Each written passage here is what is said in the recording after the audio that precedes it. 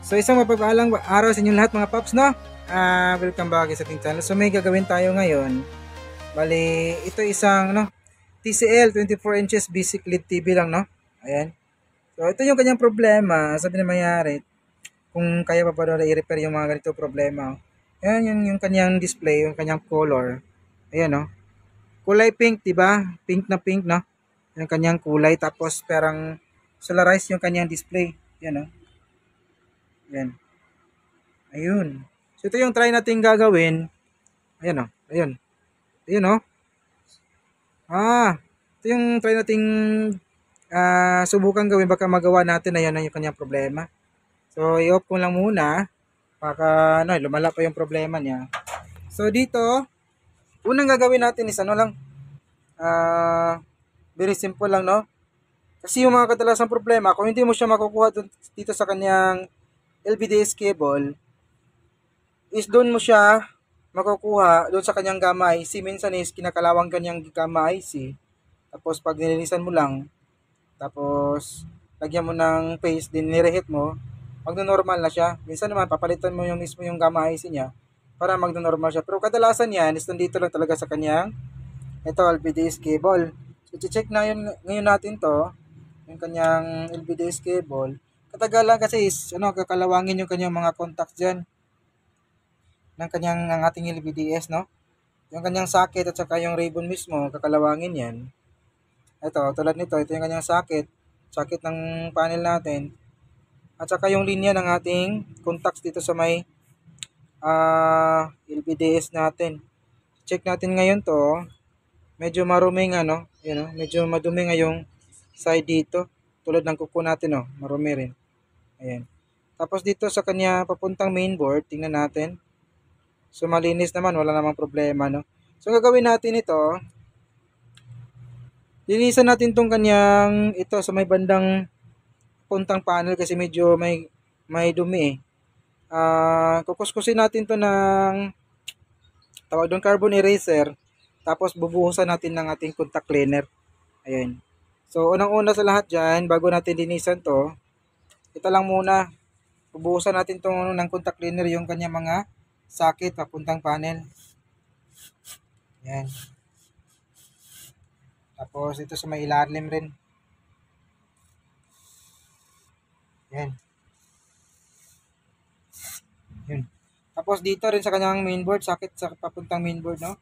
Kailangan bubuhusan din natin yan para yung mga residue, dito sa kanyang loob, sa katagalan na rin ng unit, matanggal siya dahil dito sa nilagay natin contact cleaner. Yan. Then ito, kuha lang tayo ng kuha lang tayo ng eraser. Hahagurin ko lang to ng eraser. Yung eraser natin isa dito eh. Wait. So may bag natin ata yung nalagay ko. Ito. Ayan, ito yung eraser natin. Ito yung ihagod natin dito sa kanyang mga contacts dito. Tapos bubuhusan natin ng contact cleaner. Then ikakabit natin. Tinanday ko may pagbabago ba. Mawala pa yung kanyang problema na kulay pink at parang DOS connection ako doon sa kanyang display. Ayan. So saglit lang at hahagurin ko lang muna to. Then babalik tayo mamaya, no? So ito na, no? Ayan. So natapos na natin mahaguran to ng carbon eraser. Tapos nabuhusan na rin natin ng contact cleaner. Ito, tingnan nyo, malinis na siya. Ayan, o. So, meron lang kunting mga, pero nalinis na natin yan eh. Ayan, o.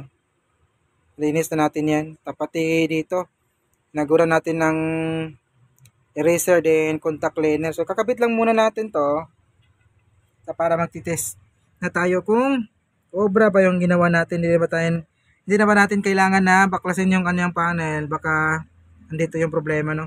Sana dito lang sa may LVDS para hindi na masyadong mapahirap pa yung gawa natin, no?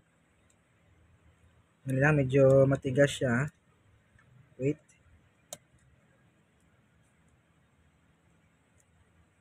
Yan, tapos ito rin kabilang side.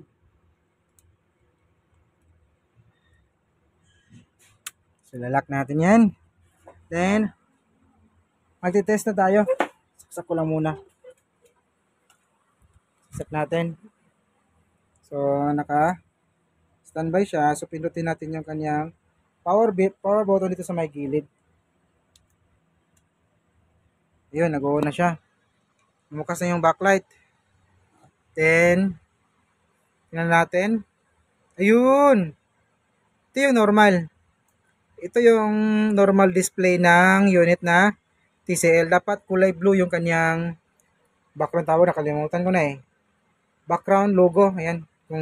Or background display. Dapat kulay blue yan. Tapos yung kanyang no signal. Wala po tayo makikitang kahit anong parang discoloration or something na parang nag-negative siya. Ayan. So, ito normal na siya. Ayan. Magalaw kasi yung kanyang no signal na logo eh. Ay, hindi natin ma-focus dun sa camera, no? So, ayan, no? Ghost na siya. At, normal na. So, butit hindi na tayo pinahirapan, no? Nakuha natin dito sa kanyang LVDS cable. So, gagalawin ko lang yung kanyang LVDS cable kung hindi magbabago yung display or picture ng ating, wait, ang hirap, display ng ating unit. Kasi minsan is, naglo-loss pa rin yan. Sandali lang. Kakapain natin yung kanyang ribbon kung hindi na ba siya maglo-loss contact. Hindi na magbabago yung kanyang display. Ayun, nagbabago pa oh. Ayun, nagbabago pa. So, gagawin natin, siguro medyo maluwag na yung kanyang, eto. So, gagawin natin is tatapalan natin yung kanyang, dito sa may side na to, kunting tape lang, tapos, dito sa may bandang taas or sa may bandang ilalim para siya yung maging hihigpit siya dun sa kapit niya sa kanyang socket, tapos lagyan natin ng tape dito para hindi na siya magalaw, no? So saglit lang at naputol yung video natin kanina, iwan ko lang kung sa cellphone ba natin yung may problema, no?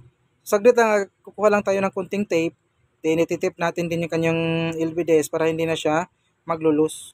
So ayan, no? Ito na po yung finished product natin. Matapos na po natin lagyan ng tape dyan doon sa kanyang bandang ilalim kasi yung uluhan niya is doon sa may bandang ilalim, no? Tapos yung contact niya dito sa may bandang taas natin. Ayan, pabaliktad siya. Then nilagyan na rin natin ng tape para hindi na magalaw yung kanyang LVDS cable. So ito ko na napakita kung yung tape na nilagay natin, basta transparent tape yung nilagay natin doon sa kanyang uluhan ng ating LVDS, no? So tulad nito, ayan, no? Tulad lang nito, para lang siya hihigpit yung kanyang kapit. Kasi medyo maluwag na siya eh. Medyo maluwag na siya. Then, hindi ko napakita nga yung tape na nilagay natin kasi nawala yung bihirang gunting natin. Yung ginamit ko ay yung blade na lang para sumakto yung tape dun sa kanyang LVDS. So, ito na po yung sensya na kayo kasi medyo hindi nakisama yung mga natin dito, mga gamit natin dito, no? So, ito na po yung finished product natin na yan, no? Ayan. So, normal na siya. So, gagalawin ko lang. Ang hirap kasi. Gagalawin ko lang yung LVDS natin. Tumatakbo din kasi yung LVDS natin gagalawin ko ha. Ayan o. Ginagalaw natin yung LVDS. Kita nyo naman. Ayan. So, hindi na po nagbabago yung kanyang display. Kasi medyo mahigpit na siya. Ayan o. Galawin natin yan. Ayan. So, gagalawin po natin kasi yung cellphone natin ayaw makisama rin, pambihira. Bigla na lang napuputol, hindi pa na matapos yung video natin, napuputol na yung video, no? Bihira kang cellphone ka. Kasi hindi makita yung pagkapa natin dito eh. So kakapain ko, yun, no? Para naman may pruweba na hindi na talaga bumabalik yung problema niya. Kasi mahigpit na yung kapit ng ating socket at saka yung socket para sa tingil BDS. Ayan, pambihira, ang hirap magtagalog, putang igit. Ayan, no? So, ayun, so ito lang pinaka-basic lang yun at pinaka-simple rin yung tips na ginagawa natin, no? Pero very useful po to lalo na sa mga newbie or mga nagsisimula pa lang, no? Ayan. So hanggang dito lang yung video natin mga paps, no? Salamat sa mga natsagang nanood.